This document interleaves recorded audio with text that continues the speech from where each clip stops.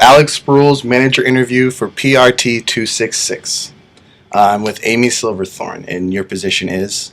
I am Assistant Director of Facilities and Operations. All right.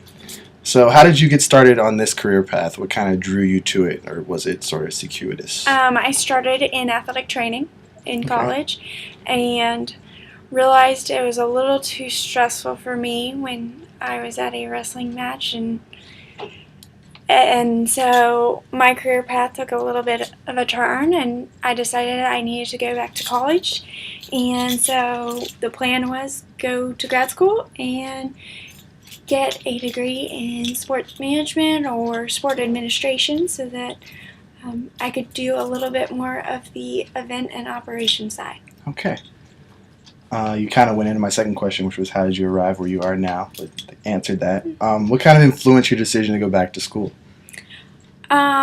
Well, at the time, it was when jobs were hard to come by, and the other part was that I was pretty sure that wasn't what I wanted to do for the rest of my life already, so I felt it was best for me to go back to school and try to figure out exactly what I did want to do. All right. Did you think any particular classes or maybe internship experiences or job experiences were particularly helpful leading you up to now? Yeah, I had a few great experiences. I did my master's at Tennessee, and I worked with event management there, and also taught classes for related to PE and health education classes to undergrad students, and so both those kind of affected me and influenced me in multiple ways, not only in work and professional life, but also just in personal life. You kind of learn a lot about yourself when you're put in some of those situations. Right, putting in a team, in a group, having to lead, things like that. How would you describe your career to someone that's just completely foreign to it? So, like in maybe 2 or 3 sentences. That is actually the toughest thing for me to do. I struggle at that all the time. I mean, you can go, it's just all-encompassing. You can say that, too. So, every day is different. You never know what you're going to do one day to the next. Sometimes I'm sitting in the office all day, and other times we have meetings all day, or other times we are out at the golf course having a golf event, or at the track with a track meet. So it really just depends on the day. All right.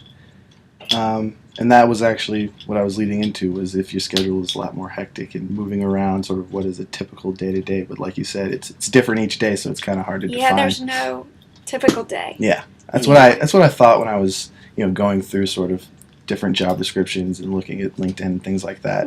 So I expected that answer. What would you say is the most difficult part of your job? Oh, good question. Time management is definitely very difficult. Learning how to work with others with different personalities,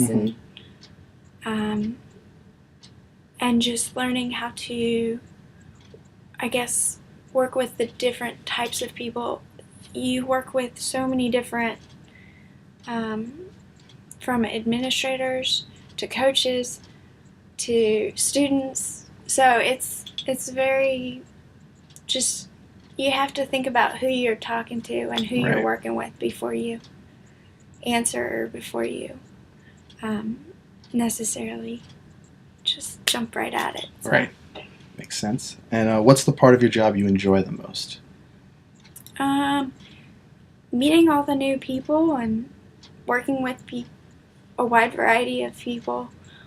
So it's sort of a blessing and a curse kind of thing. Yeah, exactly.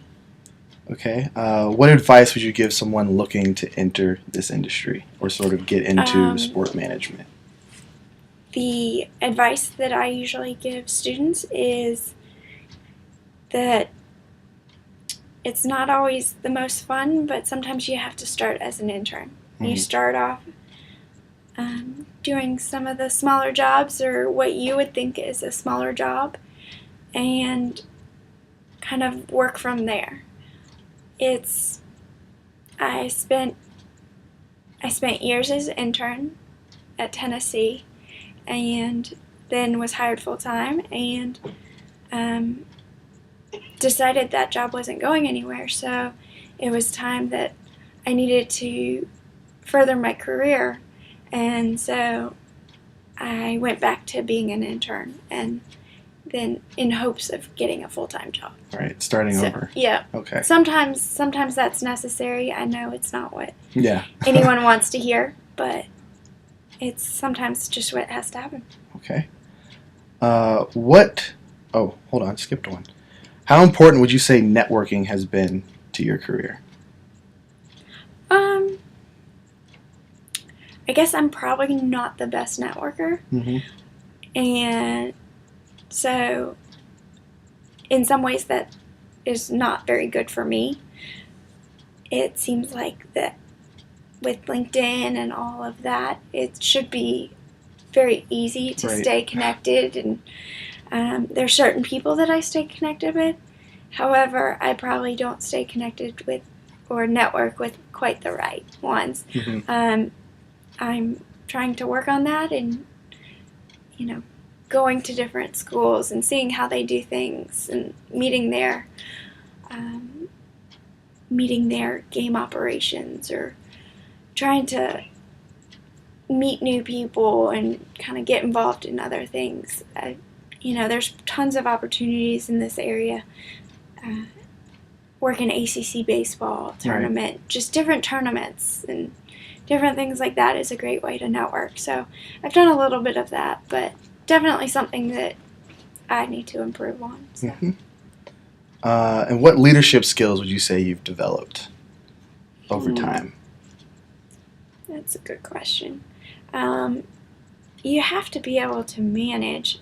However, there's also that's a tricky one because sometimes I feel like I'm a leader, but then there's the other side of it, and you kind of feel like you look at others and you're like, okay, I'm not doing that great of a job leading. So there's always things to improve on.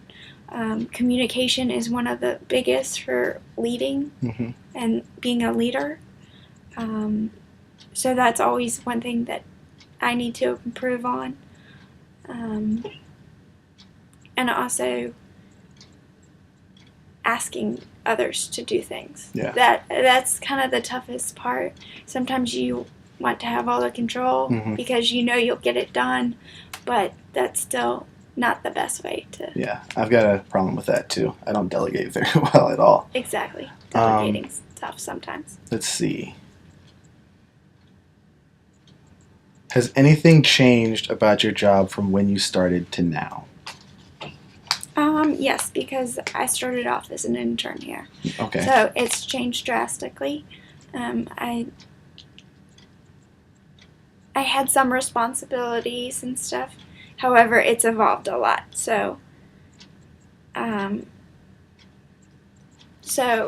gained a lot more job responsibility and things like that. So. Yeah.